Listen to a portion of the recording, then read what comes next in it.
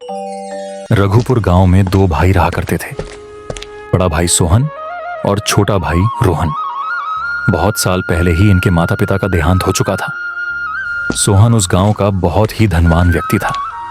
माँ बाप के गुजरने के बाद सोहन ने बड़ी ही चालाकी से सारा धन और सारी जमीन हड़प ली थी और रोहन को बस एक छोटी सी जमीन दे दी। सोहन बहुत ही लालची आदमी था। इतना धन पाकर भी उसका पेट नहीं भरा था। अब उसकी नजर छोटे भाई रोहन की जमीन पर थी, क्योंकि रोहन की जमीन काफी उपजाऊ थी और उसने अपनी उस जमीन की बदौलत ही अपने बेटे किशन को गांव से बाहर शहर में पढ़ने के लिए भेज दिया था। एक दिन सोहन छोटे भाई रोहन के पास उससे मिलने आता है। लेकिन अपने बेटे को पढ़ा लिखा कर बहुत बड़ा आदमी जरूर बनाऊंगा, ताकि उसको मेरी तरह दर दर की ठोकरें ना खानी पड़े। अरे मेरे छोटे भाई, तू कैसी बात कर रहा है?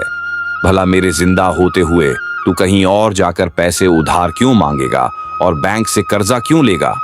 मैं इस गांव में सबसे अमीर हूं। अगर मेरा छोटा भाई दूसरों से उधार मांगेगा तो मेरे लिए कितने शर्म की बात होगी। मेरे होते हुए मैं कभी ऐसा नहीं होने दूंगा। भैया, मैं समझा नहीं कि आप क्या कहना चाहते हो। मैं तो तुमसे बस इतना कहना चाहता हूं कि तुम्हें अपने बेटे की पढ़ाई के लिए जो भी पैसे चाहिए वो पैसे तुम मुझसे ले लेना।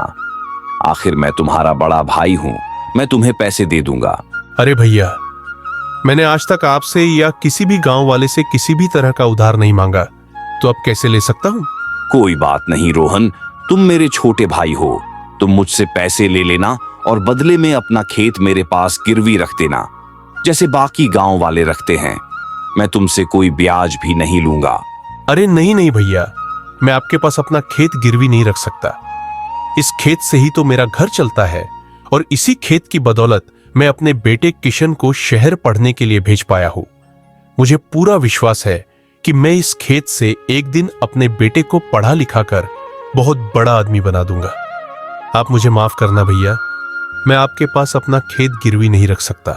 यह बोलकर रोहन वहां से चला जाता है। सोहन को रोहन की बात सुनकर बहुत गुस्सा आता है। ऐसे ही कुछ दिन बीत जाते हैं। हीरालाल अभी भी उस जमीन पर कब्जा करने की नई नई तरकीब सोच रहा होता है। मुझे कैसे ना कैसे करके उस रोहन से वो जमीन तो लेनी ही पड़ेगी। उस जमीन से मेरा काफी फायदा होगा। अरे हाँ, ये तरकीब अच्छी है। सोहन उस तरकीब के साथ तुरंत रोहन के पास पहुंच जाता है। भाई रोहन, मुझे तुम्हारी खुददारी देखकर बहुत अच्छा लगा, लेकिन मैं भी तुम्हारा बड़ा भाई हूँ और बड़ा भाई होने के नाते मेरा फर्ज है कि मैं तुम्हारी मदद करूं। मैं क्या करूं? मेरा ये मन नहीं मान रहा, इसलिए अब जो मैं तुम्हें बताऊंगा वो सुनकर तुम मेरी मदद लेने से इनकार नहीं कर पाओगे। और अगर तुम सच में मुझे अपना बड़ा भाई मानते हो तो इस बार तुम मेरी मदद जरूर लोगे, ठीक है? भैया बताइए, आप क्या बोलना चाहते हो? रोहन, तुम यही चाहते हो ना कि ना तो तुम्हें मुझे कोई पैसे उधार लेने हैं और ना ही अपनी वो जमीन मेरे पास गिरवी रखनी है। तो तुम एक काम करो, गांव के दूसरी तरफ मेरी जो जमीन है वो जमीन तुम्हारी जमीन से 4 गुना बड़ी है। तुम कुछ दिन उस जमीन पर खेती कर लो, उससे तुम्हें काफी अच्छा मुनाफा होगा और उस मुनाफे के पैसों से तुम अपने बेटे की पढ़ाई को पूरा भी करवा पाओगे। बदले में जब तक मेरी जमीन तुम्हारे पास रहेगी तब तक तुम्हारी जमीन मेरे पास रह जाएगी। तुम्हें जिस दिन लगे कि तुमको तुम्हारी वो जमीन वापस चाहिए, उस दिन मेरी जमीन मुझे वापस करके तुम अपनी जमीन ले लेना। रोहन ना चाहते हुए भी बड़े भाई सोहन की बात मान जाता है और सोहन बड़ी ही चालाकी से अपने छोटे भाई रोहन से पेपर पर अंगूठा लगवा लेता है, क्योंकि रोहन पढ़ा लिखा नहीं था। इसलिए वो इस बात से भी अनजान था कि उन पेपर पर क्या लिखा है। सोहन वो जमीन लेने के बाद बहुत खुश हो जाता है। इस बेवकूफ को पता भी नहीं कि इसके साथ क्या खेल हो गया है। कुछ दिनों बाद रोहन उस जमीन पर खेती करने के लिए चला जाता है। जब रोहन उस जमीन पर खेती करना शुरू करता है तो उसे पता चलता है कि वो जमीन एक बंजर जमीन है, जहां कोई फसल नहीं उगाई जा सकती। जिसके बाद रोहन अपने बड़े भाई सोहन के पास जाता है। भैया, आपकी वो जमीन मेरे किसी भी काम की नहीं है, क्योंकि वो एक बंजर जमीन है। अब मैं वहां खेती नहीं कर सकता, इसीलिए आप मुझे मेरी जमीन वापस लौटा दीजिए। तुम्हारी कौन सी जमीन? तुम यह मत भूलो कि तुमने इन पेपरों पर अंगूठा लगाया था और इन पेपरों में यही लिखा था कि तुम्हारी ये जमीन अब से मेरी है। तुम्हारी सहमति से ही तुमने अपनी ये जमीन मुझसे बदली थी। अब तुम्हारा इस जमीन पर कोई हक नहीं है। चलो जाओ यहां से और जाकर अपनी उस बंजर जमीन पर खेती करो। ये बोलकर सोहन अपने छोटे भाई रोहन को उसी के खेत से भगा देता है। अब रोहन अपने बेटे की पढ़ाई के लिए आगे की फीस भी उसे नहीं भेज पाता और उदास रहने लगता है। रोहन को इस तरह उदास देखकर उसकी पत्नी सुरेखा उससे पूछती है, क्या हुआ जी, आप बहुत परेशान लग रहे हो। क्या बात है, किशन को उसकी पढ़ाई के लिए पैसे तो भेज दिए ना आपने?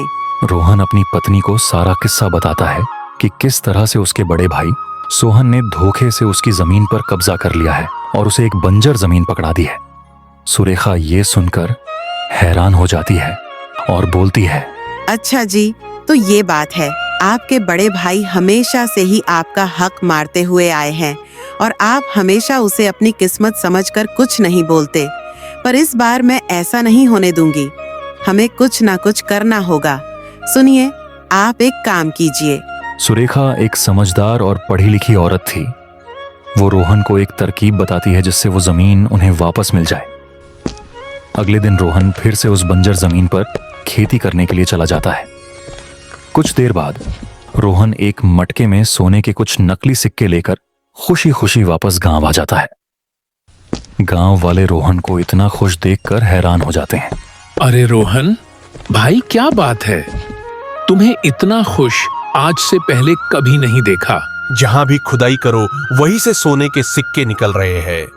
अब हमारे कंगाली के दिन गए। अब तो हम बहुत माला माल हो जाएंगे। अरे भाई, ये क्या बोल रहे हो खजाना? लेकिन ये कैसे हो सकता है? वो तो एक बंजर जमीन है ना। अरे भैया, अक्सर बंजर जमीन पर ही तो खजाना मिला करता है, क्योंकि उसे कोई हाथ ही नहीं लगाता। अब तो हम जहां भी खुदाई कर रहे हैं वहां सोने के सिक्के ही निकल रहे हैं। चलो मैं चलता हूं, अभी बहुत हल चलाना है।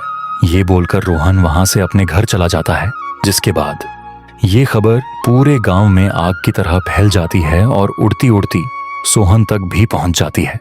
जब सोहन को ये पता चलता है कि उसकी बंजर जमीन पर खजाना निकल रहा है। अरे यार, ये मैंने क्या कर दिया? काश ये जमीन देने से पहले मैं एक बार उस जमीन पर हल चलाकर देख लेता, तो ये खजाना आज मेरा होता। अब ये सोचकर सोहन अगली सुबह फिर से रोहन के पास पहुंच जाता है। भाई रोहन, तुम्हें तुम्हारी वो जमीन वापस चाहिए थी ना? मैं तुम्हें वो लौटाने आया हूँ। तुम मुझे मेरी जमीन वापस दे दो और अपनी वो जमीन वापस ले लो। पर भैया, हमने तो वो जमीन बदल ली थी ना। आपने ही तो मेरी जमीन को अपना बना लिया था और अपनी जमीन मुझे दे दी थी। और आपने ही मुझसे कहा था कि अब से वो जमीन मेरी है और मेरी वाली जमीन आपकी है। आपने मुझसे अंगूठा भी लगवाया था। अब आप भला मुझसे वो जमीन क्यों मांग रहे हो? वो जमीन तो बंजर है। अरे मेरे प्यारे छोटे भाई, मैं तो उस दिन तुमसे मजाक कर रहा था ताकि तुम उस जमीन पर मेहनत करो और फसल उगाकर अपने बेटे को आगे तक पढ़ा सको। ये देखो, ये रहे उस जमीन के पेपर। ये लो, रख लो इन्हें और मुझे मेरी जमीन वापस कर दो। रोहन सोहन की सारी बातें सुनकर बोलता है, ठीक है भैया, आप बड़े हो, मैं आपकी बात नहीं टाल सकता। आपको आपकी जमीन मिल जाएगी, पर इस बार मेरी भी एक शर्त है। छोटे भाई, मुझे तुम्हारी सारी शर्तें मंजूर है। तुम बस मुझे मेरी जमीन वापस दे दो। भैया, शर्त यह है कि आपको हमारी जमीन वापस करनी होगी और साथ ही आपको अपनी जमीन वापस लेने के लिए हमें उस जमीन के 2 गुना पैसा देने होंगे। तभी मैं आपको आपकी वो जमीन वापस करूंगा और यह सारा काम लिखित रूप में होगा। सोहन लालच में आकर रोहन की सारी शर्तें मान जाता है और वो तुरंत रोहन को उसकी जमीन और साथ ही अपनी उस बंजर जमीन के 2 गुने पैसे दे देता है। धीरे धीरे उसे सारी बात समझ आती है। मैंने पूरा दिन हल चला लिया, पर इस जमीन पर तो कोई खजाना नहीं निकला। इसका मतलब उस रोहन ने बड़ी ही चालाकी से अपनी जमीन मुझसे वापस ले ली और मुझे बेवकूफ बनाकर मुझसे मेरी ही जमीन के 2 गुना पैसे भी ले लिए। हे भगवान, यह क्या हो गया? मैं तो अब बर्बाद हो गया। मुझे मेरे इस लालच ने कहीं का नहीं छोड़ा।